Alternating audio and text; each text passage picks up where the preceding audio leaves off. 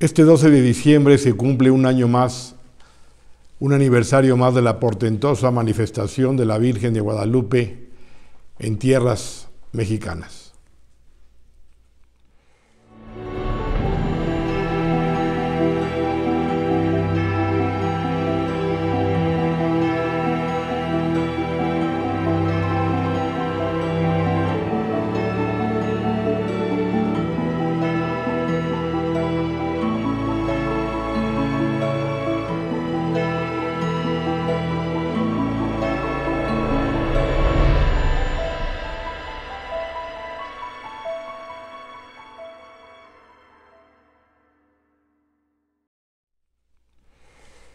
Juan Diego fue el instrumento que el cielo escogió hace casi 500 años para manifestarse la Reina del Cielo, la Santísima Virgen, en esta tierra de México, expresando una de las más trascendentales apariciones en la historia de la Iglesia.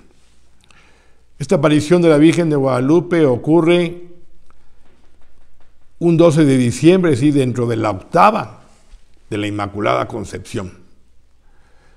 Y María de Guadalupe va a representar una de las más trascendentales mariofanías o apariciones de la Santísima Virgen en la historia de la Iglesia.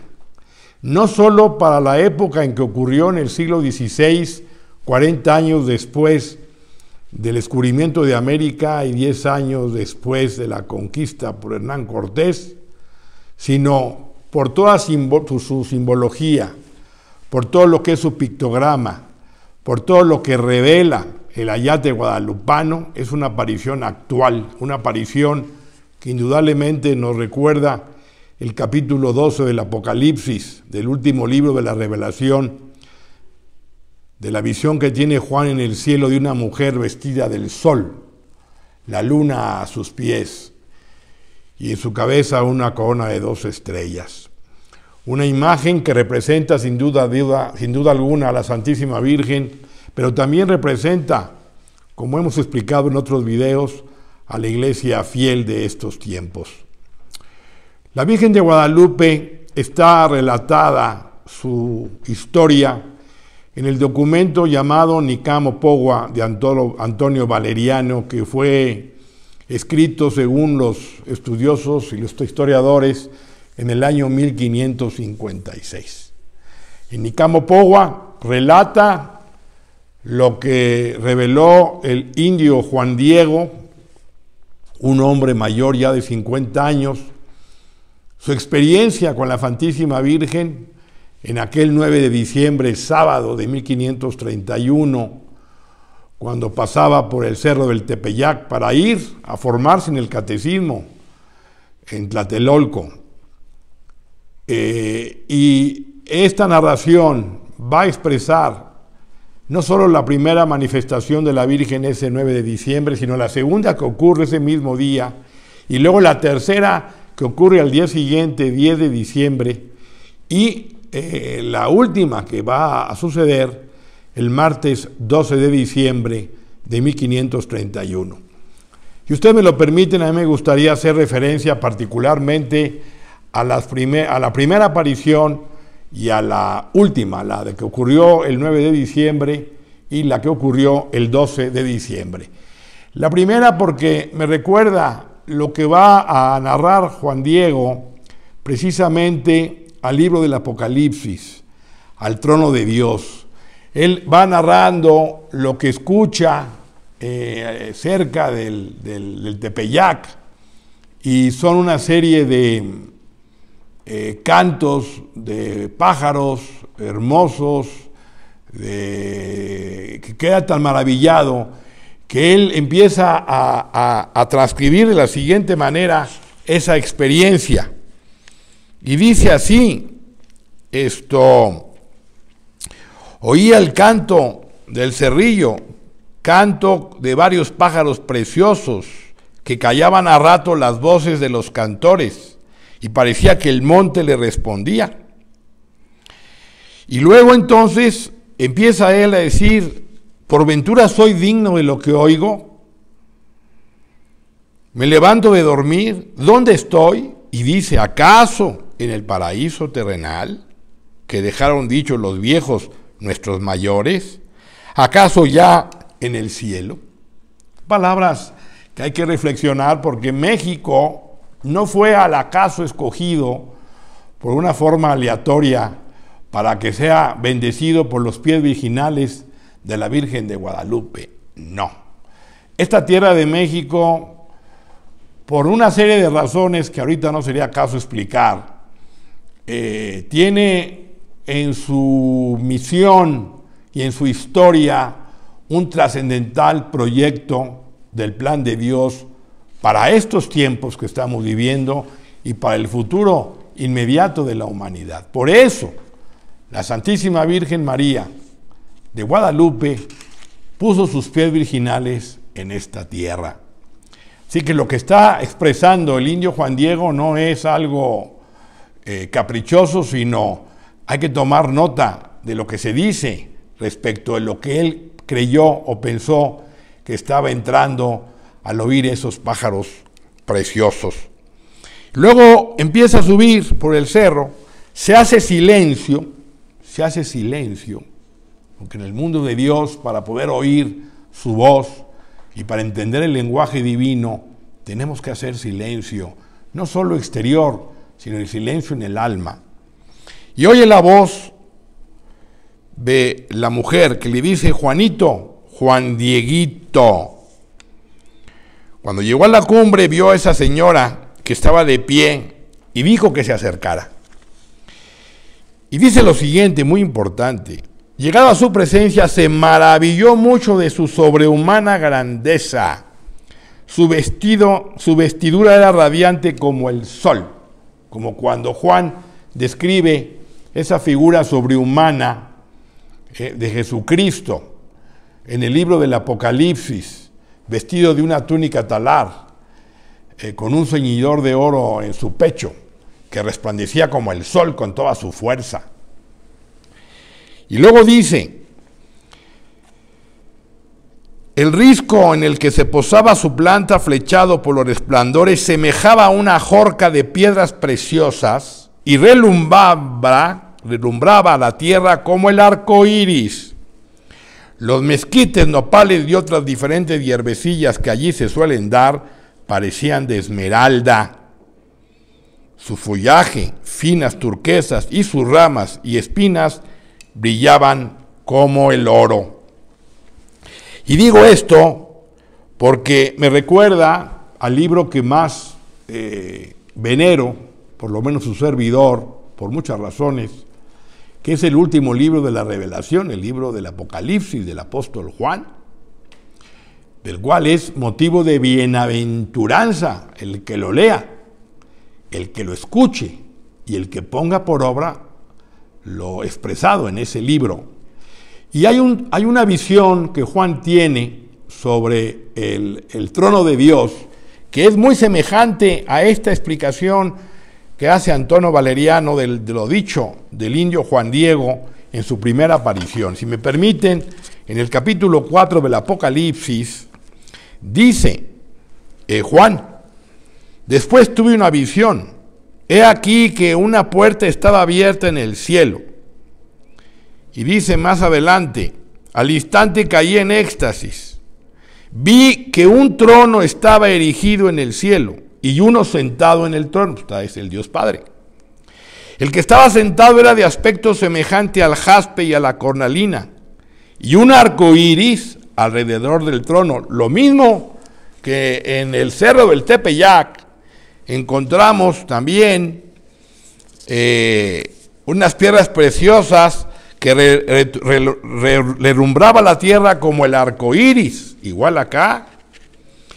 Y dice Juan, de aspecto semejante a la esmeralda. Del trono salen relámpagos y fragor y truenos. Es decir, hay una similitud que no es caprichosa del trono de Dios, que luego Juan Diego al principio piensa que es el paraíso terrenal. El paraíso terrenal finalmente era una extensión del mundo sobrenatural en la tierra. Y El Tepeyac revela misteriosamente, para quien tenga oídos que escuche, una parte pareciera de ese paraíso terrenal del que habla el Génesis y del que luego aquí Juan Diego expresa dentro de su infancia espiritual.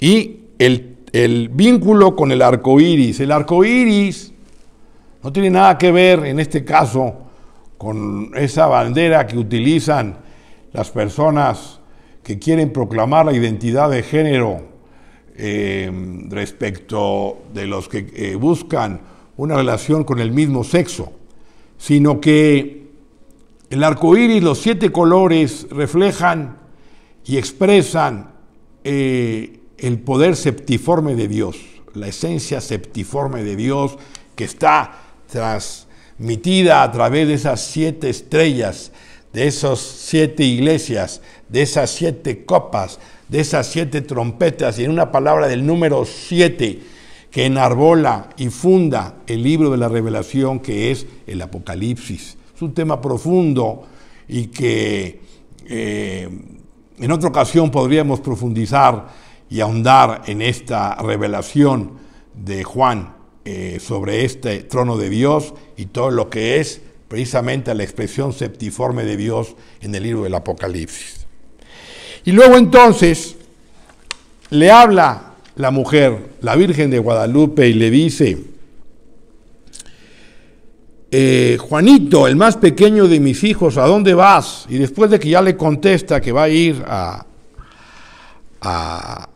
la Casa de México, a Tlatelolco, a seguir el catecismo, las cosas divinas, le dice la Virgen lo siguiente. Esto es para escucharlo, meditarlo. Sabe y ten entendido, tú el más pequeño de mis hijos, que yo soy la perfecta, siempre Virgen Santa María. La perfecta, siempre Virgen Santa María. Aquí la Virgen, en el año 1531, está rápidamente expresando 2 de sus dogmas, que hoy la Iglesia ha elevado como dogma de fe. María, la perfecta, la inmaculada, la sin mancha, la que le dijo a Bernardita Subirú en 1858, yo soy la Inmaculada Concepción, hablando en primera persona como solo Dios habla, yo soy la Inmaculada Concepción. No dijo, yo fui concebida sin pecado, sino dijo, yo soy la Inmaculada Concepción. Y esta Inmaculada Concepción, que aquí se expresa con la palabra de la perfecta, sin mancha, sin pecado, sin la más sombra de debilidad, de defecto, toda pura, toda inmaculada, como lo es la Virgen, nuestra Madre. Pero no solo es la perfecta, sino dice la siempre Virgen Santa María, la siempre Virgen, María Virgen antes, durante y después del parto. La virginidad perpetua de María, que también es un dogma de fe. Virgen María antes, durante y después del parto. Y luego le dice, Madre del verdadero Dios por quien se vive. Otro dogma más. María es la Theotokos, es la Madre de Dios, la Madre del verdadero Dios por quien se vive. O sea, aquí hay 3 de sus 4 dogmas expresados en esta pequeña frase inicial de la Virgen en Guadalupe al indio Juan Diego. Esto lo refuerzo y lo enfatizo para que nos demos cuenta de la trascendencia de esta manifestación que se dio hace casi 500 años y que ahora, el año 2031, si Dios lo permite, vamos a conmemorar su 500 aniversario, que además muy cercano al año 2033, donde vamos a festejar el bimilenario de la resurrección del Dios hecho hombre, de Jesucristo nuestro Señor, que murió por nosotros en la cruz, por nuestros pecados, y resucitó al tercer día según las Escrituras. Y luego agrega la Virgen de Guadalupe, Madre del verdadero Dios por quien se vive, del Creador de todas las personas, el dueño de la cercanía y de la inmediación, el dueño del cielo y de la tierra. ¡Wow! O sea, son palabras precisas, palabras asertivas, dichas por la Madre de la Verdad. Y digo esto porque hoy estamos viviendo un tiempo de muchísimas supuestas apariciones y mensajes. Muchos son de Dios, pero no todos. No todos son de Dios. Sobreabundan muchas falsas manifestaciones y mensajes vanos y superficiales que confunden, que distraen lo que es el verdadero proyecto de Dios por medio de la toda virgen, de la toda pura, de la toda sin mancha, que en estos tiempos está llamada a hacerse presente para definir cuál es el camino verdadero y para formar a los apóstoles que ella le ha encomendado el Padre para que den la batalla y la ganen para su Hijo en esta tierra, por cierto, de México, que fue la primera que proclamó a Cristo como Rey y que expresamos en ese canto de Cristo reinará por siempre en nuestra patria, en nuestro territorio. Y la cuarta aparición de la Virgen que ocurrió el 12 de diciembre también no tiene desperdicio. De una manera especial me quiero referir a ella porque es cuando él, el 11, no pudo ir a Tlatelolco porque su hijo, su tío Juan Bernardino, había enfermado gravemente. Entonces lo acompaña. Pero el día 12 se ve obligado a buscar a un sacerdote. Y entonces trata de evitar a la Señora del Cielo y trata de irse por otro lado, pero la Virgen se le aparece en esa cuarta aparición y le dice lo siguiente, ella le expresa que está preocupado por su tío. Y entonces la Virgen le dice, hay algo muy importante que hoy debe ser para nosotros motivo de mucha presencia por lo que estamos viviendo en nuestro país. Oye, y ten entendido, hijo mío, el más pequeño, que es nada lo que te asuste y aflige. No se turbe tu corazón, no temas esa enfermedad, ni otra alguna enfermedad y angustia.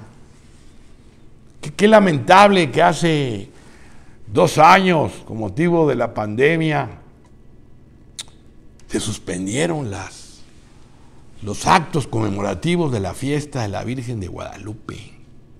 Pareciera que los jerarcas de la iglesia en México se les olvidó lo que aquí dice nuestra Madre de Guadalupe: no temas esa enfermedad, ni otra alguna enfermedad y angustia. No estoy aquí que soy tu madre. Es nuestra Madre, la Virgen, de todos y cada uno de nosotros. No somos nosotros los que poblamos esta tierra, sino del universo, de la tierra entera, de todo hombre que puebla esta tierra. ¿No estás bajo mi sombra? ¿No soy yo tu salud? ¿No estás por ventura en mi regazo? ¿No estás en el hueco de mi manto y en el cruce de mis brazos? ¿Qué más has de menester? No te apene ni te inquiete otra cosa. No te aflija la enfermedad de tu tío, que no morirá ahora de ella. Está seguro que ya sanó. Y así fue. Y así fue como efectivamente en una quinta aparición la Virgen se aparece a Juan Bernardino y lo cura. En estos tiempos donde estamos viviendo grandes dificultades en nuestro país, en México, difíciles, de mucha corrupción, de muchos homicidios, de mucha violencia, de mucha muerte, de mucha incertidumbre social y política, invito a los jerarcas y pastores de la iglesia en México a que pudiéramos en una ocasión al año poder sacar a la Virgen de Guadalupe y llevarla, la tilma, por las calles de México, implorando su intercesión, implorando su misericordia, implorando su salud para este pueblo, que a través de las diferentes parroquias que hay en este país, a diferentes diócesis, nos uniéramos para poder venerar a la Madre de Dios en la advocación de la Virgen de Guadalupe y llevando la imagen en andas por las principales calles de la ciudad para que el pueblo se vuelque, vaya y presente su amor a la Santísima Virgen, y de esta manera podamos recibir sus gracias y detener tanto mal que está viviendo este país en estos tiempos difíciles que nos ha tocado vivir. Ahora bien, por cuanto a lo que se refiere al ayate guadalupano, a ese milagro que ocurrió el 12 de diciembre cuando Juan Diego, después de oír las palabras de la Santísima Virgen, fue a cortar rosas de Castilla ahí en el cerro del Tepeyac de manera milagrosa, y al extender su tilma frente al obispo Fray Juan de Zumárraga, quedó impresa esta sagrada imagen que ha sido motivo de muchos estudios científicos para corroborar y confirmar su origen divino en estos tiempos donde la falta de fe es verdaderamente espasmosa. Pero para el hombre de fe ningún milagro es necesario, para el hombre que no tiene fe ninguna prueba es suficiente. Así que hay que pedirle a Dios que nos ilumine, nos dé la fortaleza para comprender la importancia de esta manifestación por medio de la presencia de Guadalupe en el ayate guadalupano, el ayate de Juan Diego. Esta tilma, que como sabemos normalmente no dura más de 20 años. Sin embargo, este ayate ha estado más de 116 años a la intemperie. Y es un lienzo que además no estuvo preparado, no tuvo la preparación para que pudiera ahí plasmarse la imagen de la Virgen de Guadalupe, lo cual denota un gran milagro. Además, esta imagen de la Virgen de Guadalupe está reproducida y contiene lo que se llama la proporción áurea. Es decir, este filósofo Euclides, que habla precisamente de una manera prodigiosa para corroborar por medio de las matemáticas lo que es esta proporción áurea, que se utiliza sobre todo en el arte y en la arquitectura, como lo demuestra este autor Fernando Ojeda en su libro Música aritmética y geometría en la Virgen de Guadalupe. Es un pictograma que revela una serie de simbolismos, como el broche de jade con una cruz, que nos revela la religión de los españoles que trajeron a México y que la Virgen de Guadalupe lo representa.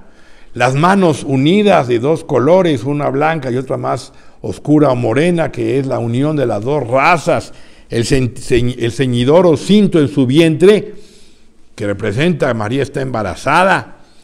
La flor Nahulolín, que es esa flor de 4 pétalos que simboliza la plenitud divina o la presencia de Dios. El color manto azul turquesa, que es el color de los emperadores.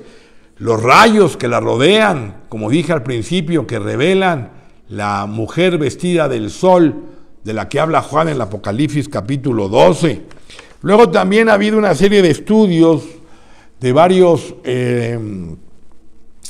científicos y astrónomos que han podido confirmar que precisamente las estrellas revelan parte de 12 constelaciones y el planeta Júpiter, en la que estaban precisamente presentes el día 12 de diciembre, que coincidía en aquel entonces con el calendario juliano, con el solsticio de invierno de 1531. Es como si estuviera de alguna manera invertida la bóveda celeste en el manto de la Virgen de Guadalupe, lo cual es verdaderamente portentoso, y así lo corrobora el doctor Hernández Illescas y también el padre Mario Rojas.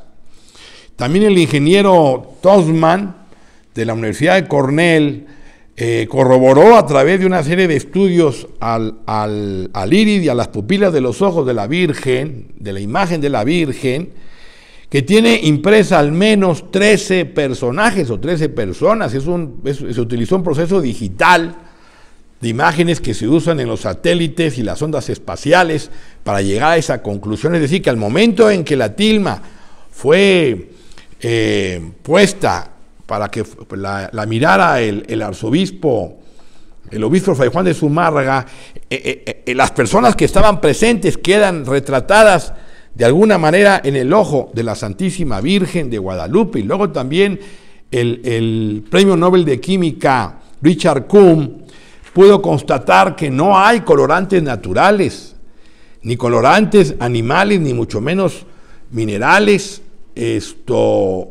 y tampoco había en aquel entonces colorantes sintéticos que expliquen precisamente la imagen. Por tanto, es desde este punto de vista inexplicable. También en el año 56, en 1956, el oftalmólogo doctor Torruella Bueno descubre que al acercarse al ojo, un fondo de ojo, para realizarle un fondo de ojo, la pupila se cierra al apartarse la luz y se dilata nuevamente al alejar la luz, como si fuera un ojo humano de una persona viva. También otros científicos de la NASA, como Jody Smith y Philip Callahan, han llegado a demostrar que al acercarse, al ver la tela, conforme más se acerca, la tela, los colores ya no son visibles, desaparecen. Y también al pasar un rayo láser por la tela, colocándola de costado, el mismo pasa sin tocar la pintura ni la tela. Es como si la pintura estuviera suspendida en el aire, vamos a decir, por 3 décimas de milímetros. O sea que no está pegada al manto, pues, sino tan solo está suspendida. Entre otros estudios que se le han hecho a la imagen de la Virgen de Guadalupe. Pero lo más importante no es eso. Lo más importante es lo que significa la aparición de Guadalupe en este tiempo.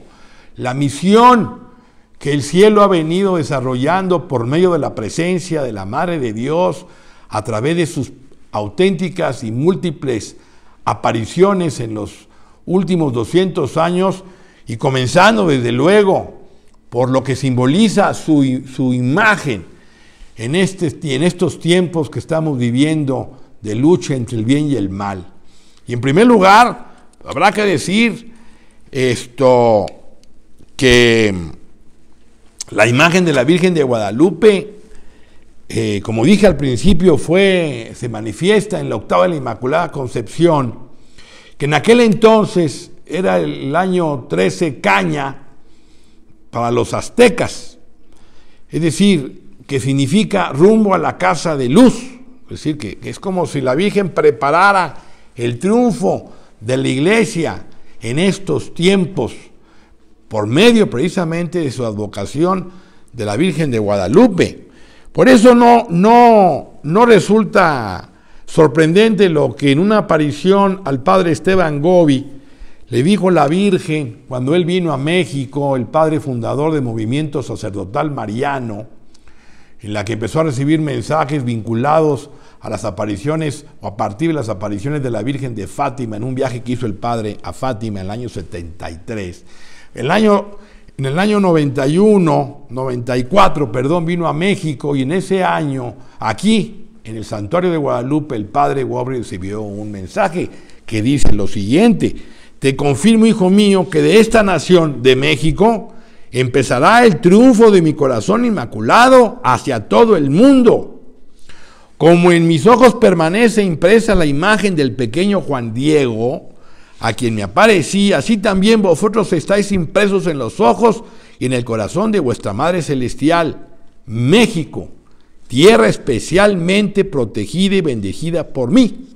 Por eso comenzará desde aquí mi gran victoria contra todas las fuerzas masónicas para el mayor triunfo de mi Hijo Jesús. Está hablando de que aquí, de esta tierra, de esta nación, comenzará el triunfo de su corazón inmaculado hacia todo el mundo, ese triunfo que María profetizó en las apariciones de Fátima en el año de 1917.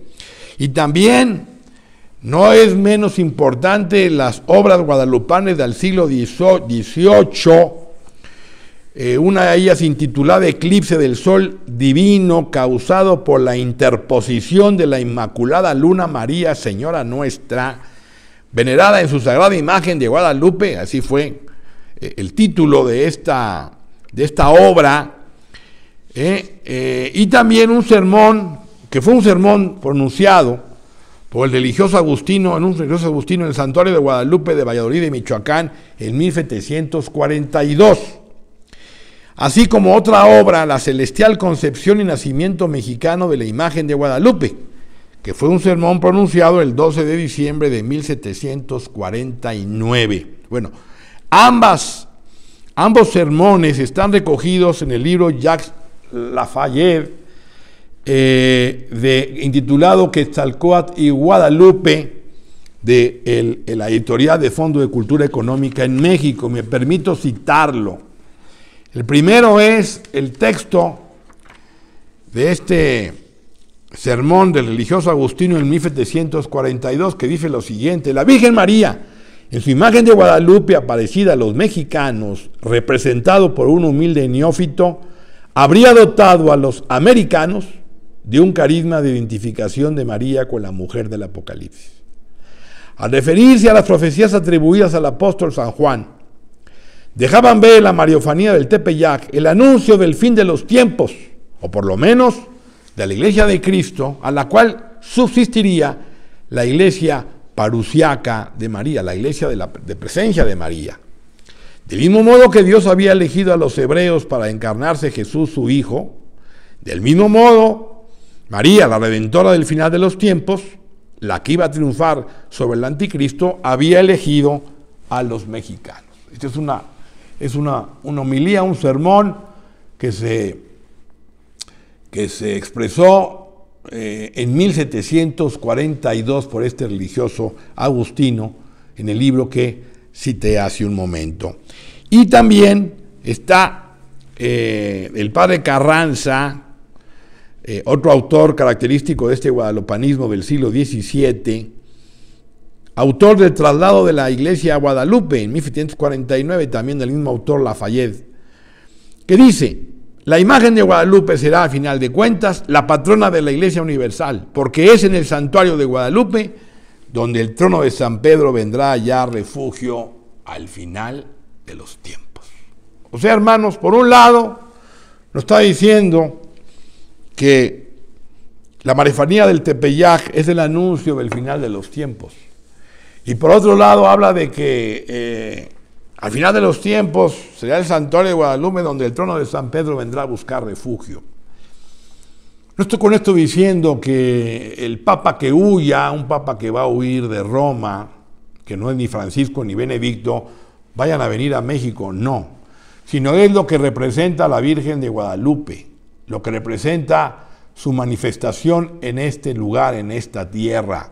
Guadalupe, con esta mujer vestida del sol, que nos vincula al capítulo 12, nos está confirmando que ella representa, por medio de esta vocación, la iglesia fiel, la iglesia verdadera, versus la iglesia falsa de la que habla Juan en el capítulo 17 del Apocalipsis, de una gran ramera, una mujer que se prostituye y que fornica con los reyes de la tierra, que está vestida de púrpura y escarlata, que es el color de los obispos y cardenales, y que es una falsa iglesia, una falsa mujer, sobre una bestia que tiene 7 cabezas y 10 cuernos. Entonces Guadalupe representa a la iglesia verdadera, a la iglesia fiel. México, hermanos, y con esto termino, tiene una gran misión en el plan de Dios. México, yo sé que algunos países, hermanos nuestros latinoamericanos, lo mismo España, quieren encabezar el triunfo de la restauración y restitución de la iglesia en este final de los tiempos. Y todos tendrán parte que ver en esta renovación de la iglesia. Pero la Virgen de Guadalupe, esa frase de la que dijo el Papa Benedicto XIV, non fecit tal iter omni nazione, no ha hecho cosa alguna con otra nación, que en realidad es un Salmo 147,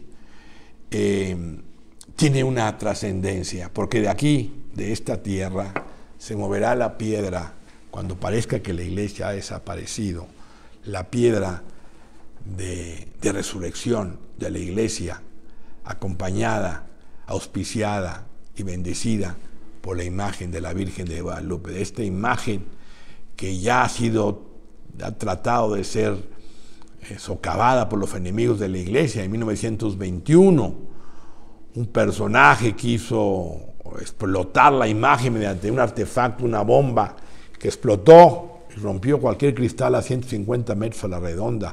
Un Cristo de bronce quedó completamente chueco, pero ni el cristal ni la yate quedó afectado por esta detonación, por este atentado contra esta imagen. Por eso la importancia de la Virgen de Guadalupe, por eso los jerarcas y pastores de la iglesia en México deben tenerla y exponerla en presencia de los mexicanos, del pueblo fiel católico en este país, para que a través de su veneración más viva, a través de las calles, pueda ella bendecir y detener el mal que corroe. Por eso, hermanos, si no hay conversión, para que México pueda cumplir el plan del cual Dios le ha reservado,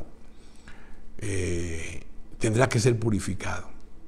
Tendrá que ser purificado y México pasará por una gran prueba pronto, que va a comprender a todo el país, del norte al sur y del este a oeste. Una prueba muy difícil, muy terrible, en la que habrá una gran purificación. Y estoy hablando específicamente de nuestro pueblo, de nuestro país, de México, porque no ha habido la conversión que el cielo espera. Y para poderla cumplir, en ocasiones el sufrimiento se vuelve mandatorio, necesario, para que una vez purificado este país pueda cumplir la misión que el cielo le ha encomendado. Nos encomendamos a la Virgen de Guadalupe hoy y siempre para que nos ilumine y nos señale cuál es el camino verdadero, nos fortalezca nuestra vida espiritual y nos dé la fortaleza para enfrentar los acontecimientos que están por venir. Dios les bendiga. Muchas gracias.